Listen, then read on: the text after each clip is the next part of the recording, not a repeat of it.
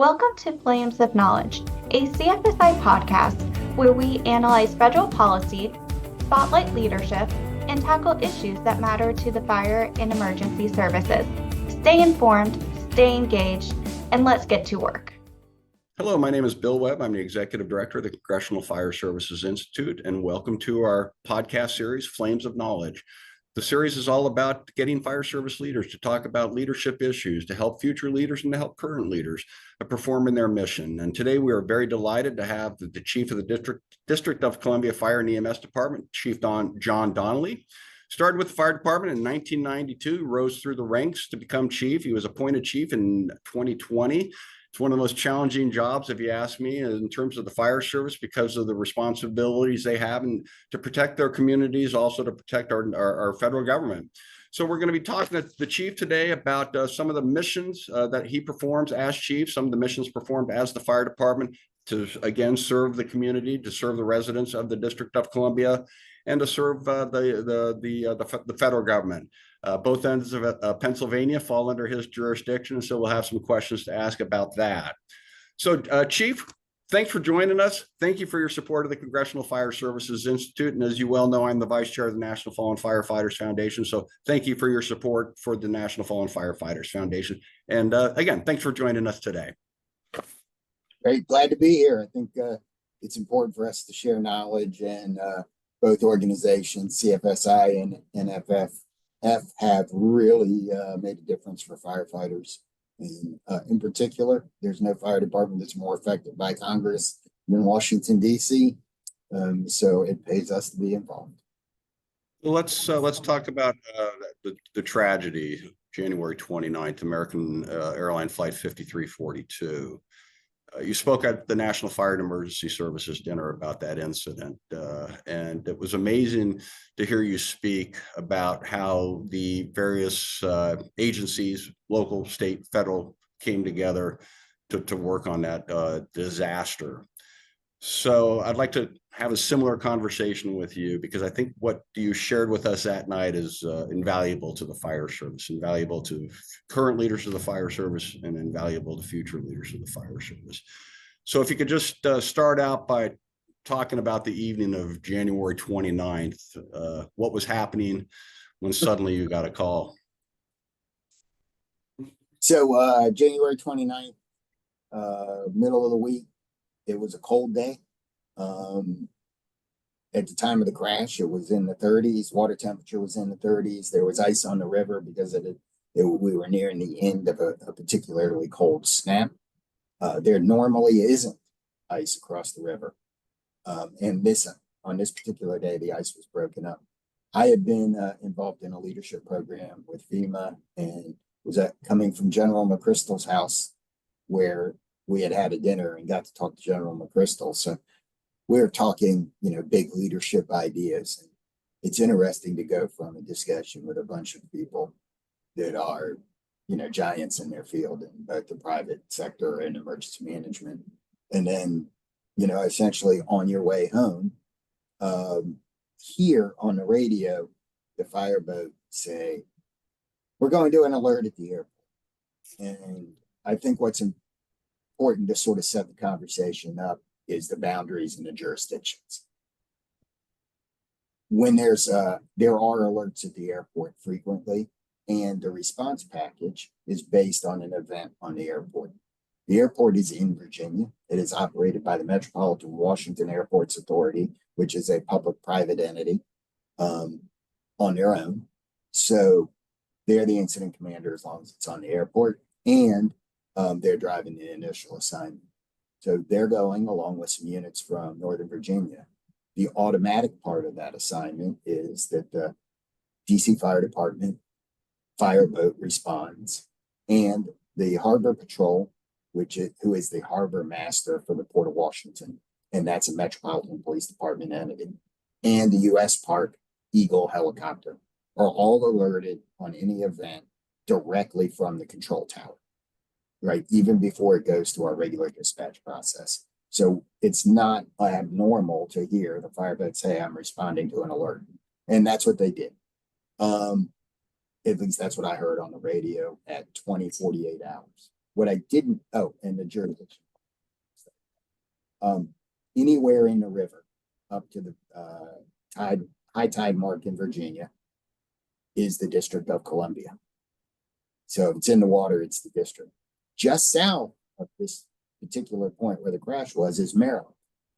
So we have the district, we have Virginia, we have the Metropolitan Washington Airport Authority, and we have Maryland, 3 different sort of groups all responding with this federal overlay of things like park police. So the fireboat is responding. I listen, not particularly alarmed. The captain's voice was calm, cool, and collected. What I didn't know was they were on their way back from another response and had noticed a flash in the sky, but didn't know what it was at that point. They weren't very far away. 5 minutes later, the fireboat captain calls our communications division back on the radio, and I'm not listening to the airport, so I only hear one side of the conversation. And he says that he's having trouble getting through on the airport channel. It's clear to him something has happened, and he asked for the water rescue assignment and that our special operations chief be assigned to it. Our communications division acknowledges him and then dispatches the entire rescue assignment for an airplane crash to the area, because they had received 40 phone calls in that 5 minutes reporting a plane crash, but they were unable to determine the exact location of the plane crash. That puts about 30 units responding to the scene. Yeah, was the fireboat, when they responded, did they know that they were responding to a commercial airline crash? The alert was for a helicopter crash. At least that's what he communicated to us. I did not hear. It's still unclear. We're working through the after action. It's really unclear what they were initially told, but we think they were told it was a helicopter crash. And that's what he said. So at 5 minutes, the assignment's dispatched. The first responding battalion chief does an amazing job. On the DC land side is Joint Base Anacostia Bowling. It's a federal facility. It is very secure. And there's a small fire department located there that works for the Military District of Washington. They, actually, I may have that wrong. They may work for the Navy. There's a small federal fire department. He reaches out to the base and secures access for all of the responding DC fire units to come onto the base, and designates that over the radio and designates a response point. Big deal for controlling all of those resources. At that point, I turned my wheels around and I started heading to the scene, because I already know that something, if they think something's going on, something's gone. They're cool professionals. Nobody knows what's going on yet. But at 20:57 hours, 9 minutes after they were alerted, the fireboat reports that they're in the area of Buoy 13 on the Potomac River, which is just off the airport, and they have a strong smell of jet fuel. A minute later, they report on the scene with a wing in the water and 4 victims, is their terminology, and that they're recovering the victims. At that point, the battalion chief really does a great job of marshaling the resources and communicating with the fireboat about what they're going to need. But the other thing the battalion chief does is says, that's not a helicopter, is it? Because that's what he thinks he's responding to. And the fireboat says, no, it's not a helicopter. So we all suspect at that point there's a plane involved with a helicopter, maybe. But what we don't know, and you minimize it, at least I did in my head, it's just a small plane, right? Sort of maybe the same thing when you heard about 9/11. Somebody flew a small plane in. You don't realize it's a big one. Within minutes from that, through the airport, through the control tower, through the radio system, the fireboat confirmed that it was a commercial aircraft that had struck a helicopter of some sort. They went into the rescue mode. We started marshaling resources from both sides of the river. The airport was their teams were doing the same sort of things. And while the incidents in the district, the initial command post was set up on the airport by the initial responders. So we sort of have two competing commands initially, which is okay. We have a process with that, and we'll sort it as we go. As a leader, I talked to the city administrator and informed them of what was going on. And I called the police chief, who lives near the crash site, and we agreed to meet at the scene. So we responded to the scene, and I arrived on the scene about 9:20 with the police chief in front of some of the units that were initially dispatched because they were coming from all over the city. And we reported to the command post, talked to the battalion chief for a minute, gave him some incident priorities, which was locating, but making sure we were able to locate both aircraft and understanding from them what they were seeing. And what they were seeing is no live victims at this point. And the boats were beginning to fill up with bodies. So we need to figure out what the casualty collection point was. And we worked to establish a casualty collection point. At the 1 hour mark, so 1 hour into it, good communications between all the responders. At this point, there is an airport branch, the command on the Anacostia side, and the river branch working. They're all communicating, and we were beginning to get a lot of questions from the media through our PIOs, from neighboring jurisdictions about what responses were needed. And I felt, and the assistant chief of operations had assumed command at that point, I felt that it was taken away from our ability to operate. So I assumed command, moved the command staff away from the operations. Our assistant chief maintained the operational oversight of the incident, and our incident command staff sat down. We consulted with the medical director, and we came up with a casualty collection point, made an activation. He made an activation request for DMORT, which is the Disaster Mortuary Assistance Program, to get that going. And we began to talk to the mayor about when we could, what was going on, so we could keep her updated. As incident commander, did you have any troubles with the state agencies, with the federal agencies, or did that work out smoothly? At the beginning, it worked out really smooth, right? Because we're all working with people we know all the time. We are all familiar with each other all the time. Like, we know our Coast Guard folks. We know our military folks. We know all the police agencies. They all know us. So that was good. The initial response was pretty smooth. We were getting officials from the fire chiefs from around the region. I was in contact with a couple of them, the chief from Arlington, Dave Pavlitz. We talked. He said, well, I'll go to the airport. I said, I need you to come over here and help me coordinate all these boats that are coming in. The chief from Prince George's County showed up and helped at the command post with our team. And so that goes pretty well. At 10:25, 10:45 or so, the president tweets out something about this crash is caused by EEI. And it's one of the first tweets that hits, and it blows up our media folks, right? Because the media that's on the scene is asking, they think we know something that we don't know, right? And somebody hands me a phone with the tweet on it. I'm like, okay, so we've got to get in front of the media, but how and when and where? We also know at that mark that there's not going to be any survivors. We've located both sections of wreckage. We've not seen any victims. We're using a lot of technology to look. We know there's not.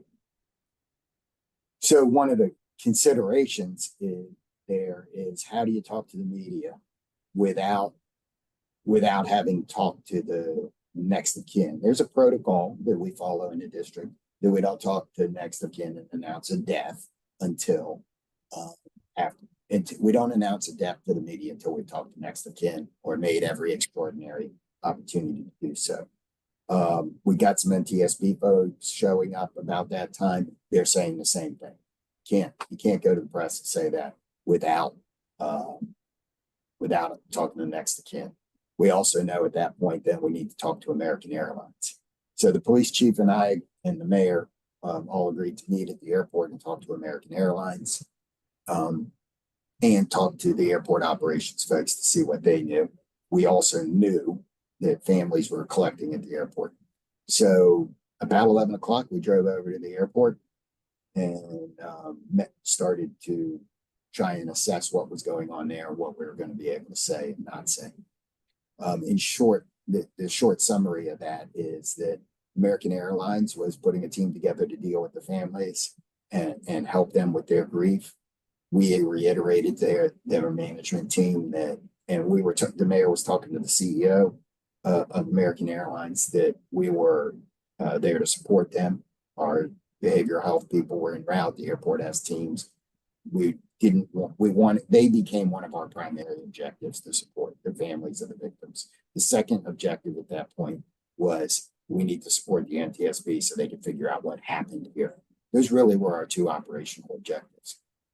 So in short order, American said they couldn't participate in a news conference, and they were not going to be able to talk to all the families that night. They just didn't have all the information. The airport had some questions about operations, and we all got together at 1:30 and had a press conference where we updated our community on what had happened. We updated on what we knew and what we didn't know. And what we did know was that there had been a crash involving an American Airlines plane and a military helicopter.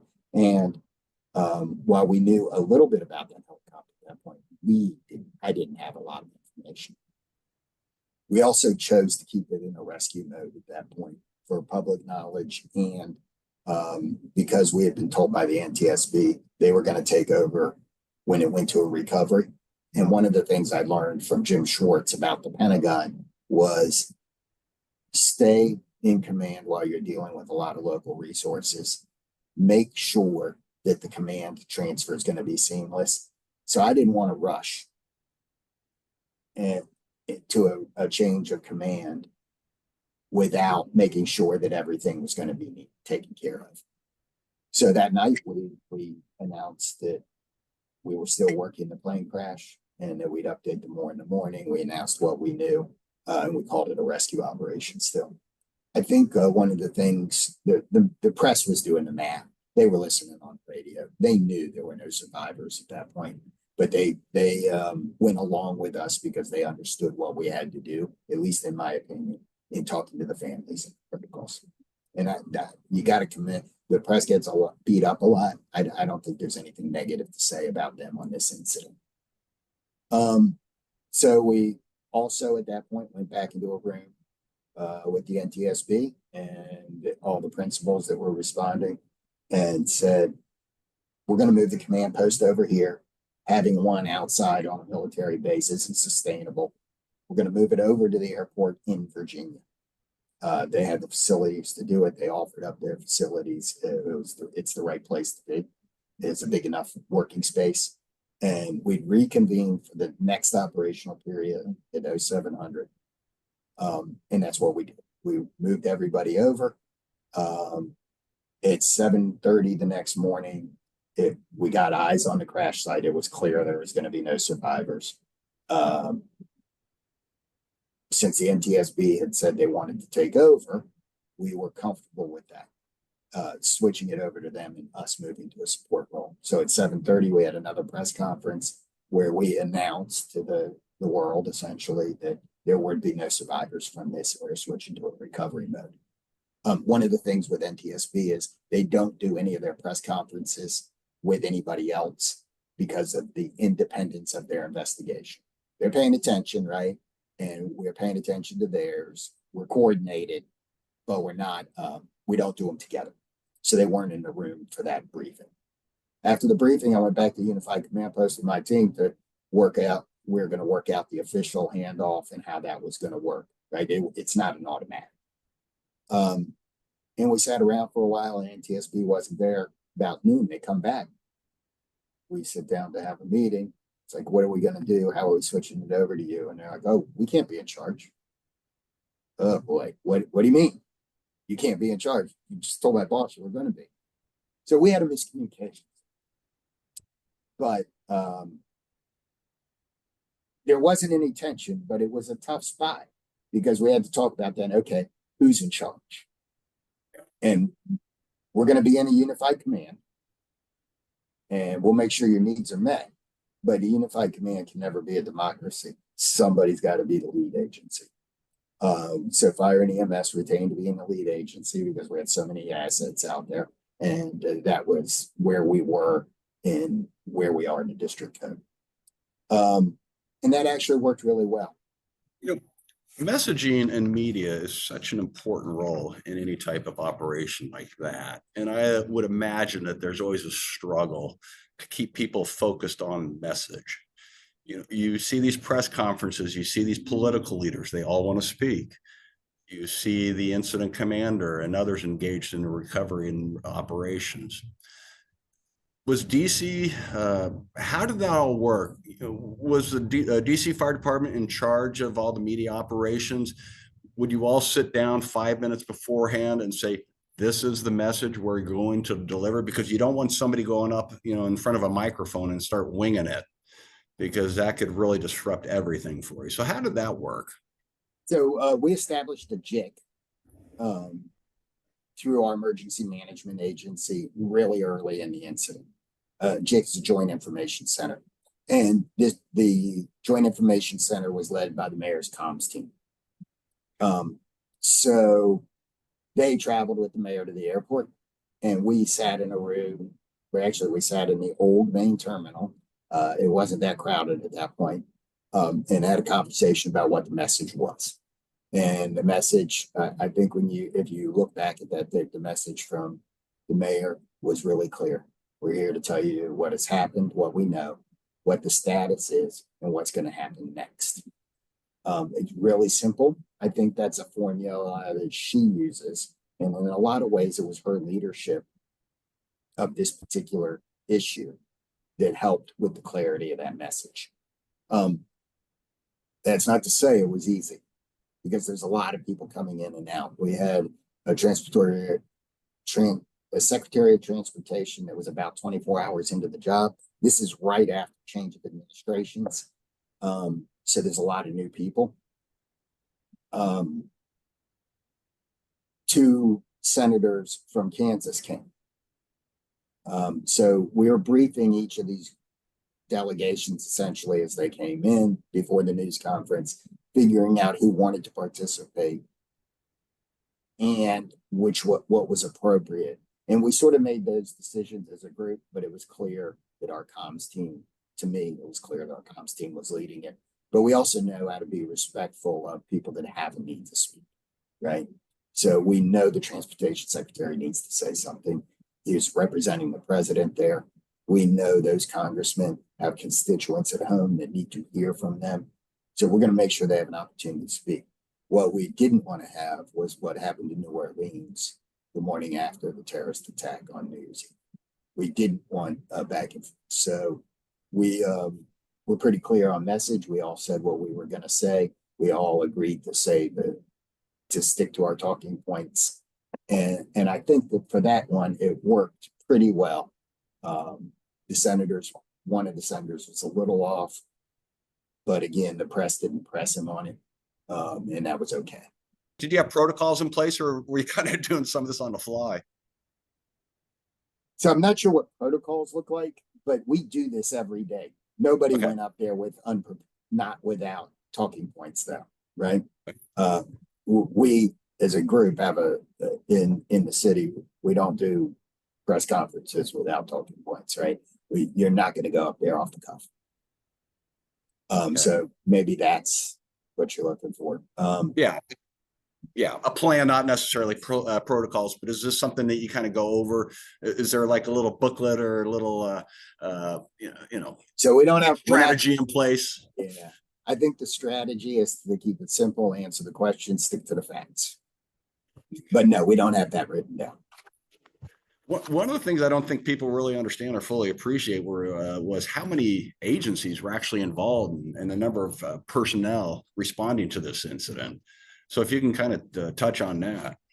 So we had over 100 agencies. We are, I'd say 100 agencies is not entirely accurate.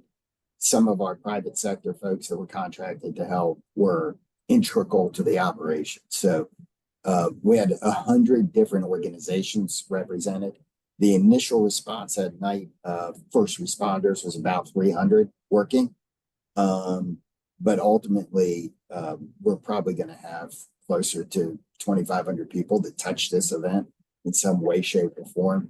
And it can even be the emergency management agency in Maryland and in Montgomery County, Maryland, where the victims' families were located at a hotel, sequestered from everybody, became integral to making sure those people's needs were met.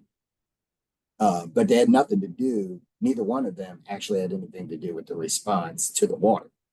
But they became very important in how that was dealt with.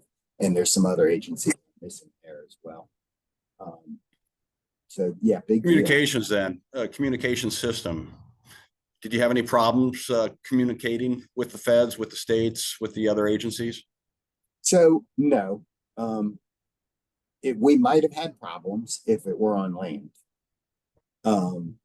because there might have been less or more agencies that are responding, depending on the exact scenario. On the waterway, we already had a plan where federal, state, and locals respond, and the waterways, by nature of what they are, follow Coast Guard rules, and there's some marine channels that everybody can communicate on. There'll be some optimization things we could have done better, but the plan worked, and everybody was able to communicate. There weren't people being sent out there without radios. But the other thing that happened was, over that first operational period, before 700 in the morning, all the boats that came in were given an app to track debris and victims that they found and record them so that we could build a map. Not only would that map help the NTSB in the investigation, but it would help us understand where we had searched. We didn't want to keep searching the same areas. We wanted to be super efficient here and do what we could. Eventually, that information came through in a multi-layered GIS look with sonar, so we could tie collection points to sonar images that really speeded up our ability to recover all the victims. So you're on a FirstNet system? Yes. So our emergency management agency put in a request, and our FirstNet was uplifted at 10:45 at night of the event.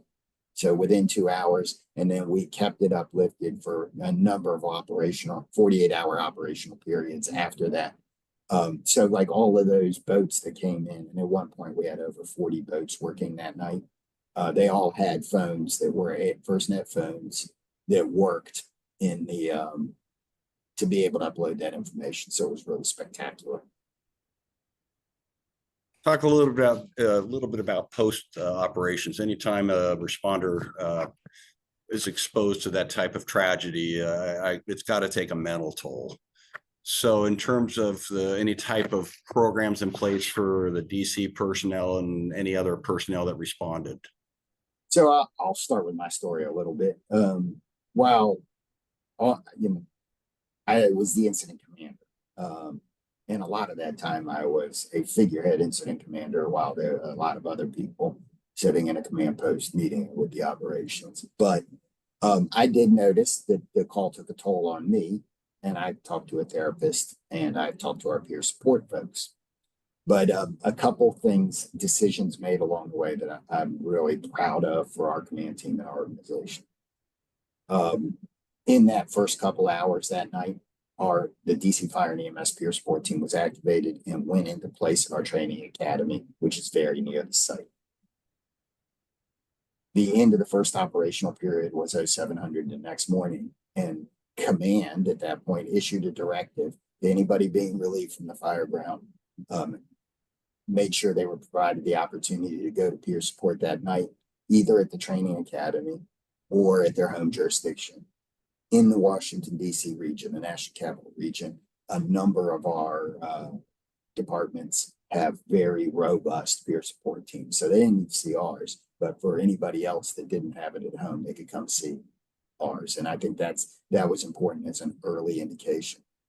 In the first 48 hours or so, Ed Kelly from the IAFF, the president of the IAFF, came through and the command post and offered the support of their regional crisis response team, which is really the people that train peer support teams, some clinical counselors.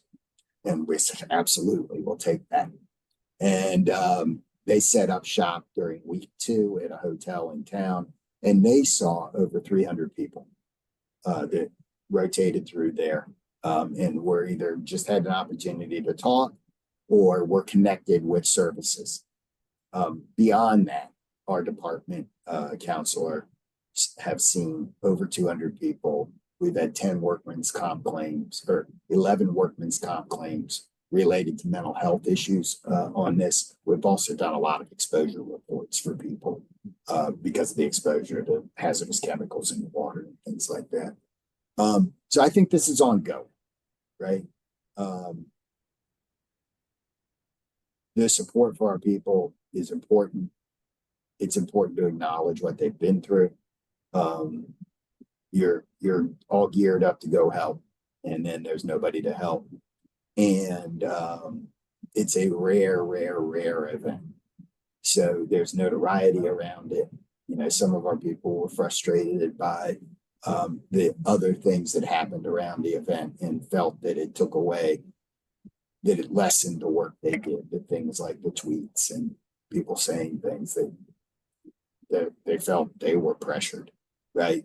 So there's a lot going on there, and I'm pretty proud of our response. We're doing an after action report on that as well, separately on the mental health response, and we're going to see what worked or what was good and what wasn't, maybe, and see if there's better ways to do it. But it's the first time I know that the health response has been really looked at, and we started that right away. Yeah, that's great. I know you've said too before, this was a national tragedy. It caught the world's attention, but when you get down to it, the national tragedy involves a local response. Yeah. So I'm very proud that the department maintained the incident until after all of the incident command, really, until after all of the bodies were recovered and taken back to the families. That was a local command. And these were local people. In fact, 2 members of our department lost family members on this plane crash.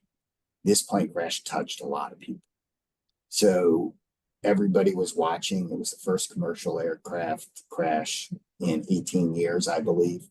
So it's something we, as a country, aren't used to. In the news cycle and the way things work, it was present in public for a number of days. So yes, I think there is an axiom in emergency management. All disasters are local. They begin and end locally, and I think that's true. It's also true that there's many things in a disaster that locals can't do, right? The NTSB has a super important role. They investigate the cause of this so it never happens again. But that's what they do. They don't do the rest of it, right? The Army Corps of Engineers, when they show up, they lift that plane out of the water. Maybe I could do that, but they're going to do it better with their team, right? But they're not in charge. They're there for a particular part of the mission. Nobody from the feds comes in any sort of force before 72 hours, and they all want to leave as soon as they're done. And that's okay, because it's still a local problem. Coast Guard, same thing. Their job is to secure the waterway, but they can't do that without local support. So all of those meetings happen. but it still is local. And I think that's really important for a local fire chief to understand. So what lessons did you learn that you'd want to share with your colleagues out there in the fire service, your fellow chiefs? And it has more to do, I guess, with just being the incident commander instead of the specific event. But from a leadership perspective, what did you learn from this, and what knowledge would you impart with your colleagues? So in DC, we're a really large department that responds to a lot of things. We've only had really 2 events in the last couple of years that extended beyond any one operational period in any meaningful way. Of course, we have some building fires we sit on for a couple of days, things like that. But where you're still actively involved for multiple operational periods. So even with all that, you just never, as the fire chief, sometimes there's incident commander, you're like, we think we're prepared. But what I observed was that if you are prepared, right, your people will adapt to the situation, give them the chance, trust in the training experience that you've given them. I am beyond happy with the response of like that fireboat, the first fireboat crew, our divers from both police and fire, our boat crews, the first battalion chief and the first deputy chief who responded and organized those folks, that our regional mutual aid partners, they all stepped up. So in times of crisis, understand that your people are going to step up, but you got to be calm. If you panic, they're going to panic. Did you have a chance to talk to any of the survivors? And if so, what did they share with you that you could share with us? Yeah. So one of the things I did not expect in this whole thing was that the NTSB expected the incident commander to talk to the families and brief them on the rescue operation and provide them updates every day for a period of time. And that was dropped on me the next morning as the families were being assembled. So for 6 days, I think for 4 of the days I talked, and on 2 of the other days, one of my assistant chiefs did. We met with the families, both helicopter families and the plane families, and updated them. And we told them the truth about what we were finding, about how hard it was, and that we were doing everything we could do to reunite them with their loved ones. And even during those conferences, things were like the rapid identification from the Office of the Medical Director, the notification, people were being pulled out by the Metropolitan Police Department homicide detectives and being briefed that one of their loved ones had been found. And now you can go get their body, or do, this is the next step. So it's very emotional, right? But it's also rewarding because they expressed to us how grateful they were that our people were risking their lives to reunite them with their loved ones. And I think that's a big deal. I'd also say our medical examiner during that, while we had it hard, he was the one holding the bodies, and he was amazing. These were not funerals that were open casket funerals. And he made everybody comfortable. And I don't know what we'd have done without him. Yeah. Switching gears just a little bit, as you know, the National Fire Academy unfortunately has its door closed right now. And a lot of organizations, including CFSI, are working to try to get those doors reopened again. Did you attend any classes at the National Fire Academy? So I've attended a bunch of things at the National Fire Academy over the years, whether it's fallen firefighters or workshops, or going there for different meetings where we, even beyond the classes, as a center for the fire service to come together and work on policy, like the World Fire Congress or Fire Intelligence Enterprise, things like that. There's a lot that goes on there that's really important for the fire service. So, yes, to answer your question. So you feel that your training and education you received at the National Fire Academy prepared you for an event such as this one? It absolutely helped, yes. So what attributes do you think define a leader in the fire service? So I think a fire service leader has to be a servant. Right? You have to serve others, whether it's your community or the people you work with, but it can't be one or the other. It's got to be both. There are fire service leaders that are very vocal about what's safe for the firemen and what's going on with the firefighters, and we have to take care of them. But you can't do that at the expense of the job we're supposed to do in our community. We are in a risky job. And the chiefs that can navigate that message, really navigate that message for both sides, to me, are the chiefs that are most successful. Your community expects a lot out of you, no matter where you are and what it is. And you have to understand exactly what that is and what you can and can't do. And it's really hard to say no. So you have to know when you can. How's the fire service changed? You started in 1992 with DC Fire, and I'm sure things have certainly changed. A young firefighter joins DC Fire. Is it the type of job that the firefighter expected, or how's everything evolved over time? I think the fire service has changed. And if I go back to 82, right, when I started volunteering, Okay. It may have changed more from, say, 82 to 2001 than from 92 to 2025. Because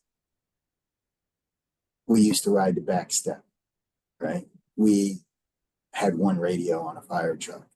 We had gear that nobody expected you to, getting burned was a fact of the job.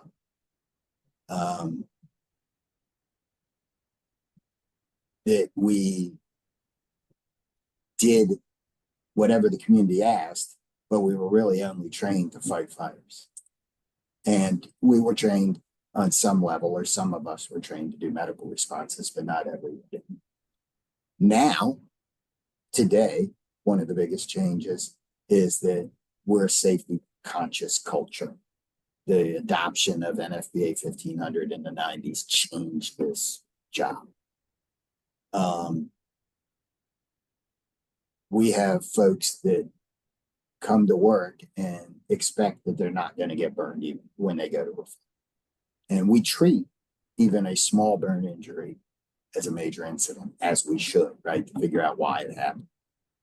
So I think the change in a safety first culture and not accepting that people are going to die or get hurt is a really big change. A lot of people will talk about EMS. I think that's a bit of a distraction in terms of, is it fire and EMS? In my view, the fire service has always been here to serve people. And it's just another service we provide that we can be really good at, just like we can be really good at putting fires out or cutting people out of cars or all those other things. I was listening to a podcast yesterday, and the idea that we're still talking about this separation of fire and EMS seems ridiculous to me.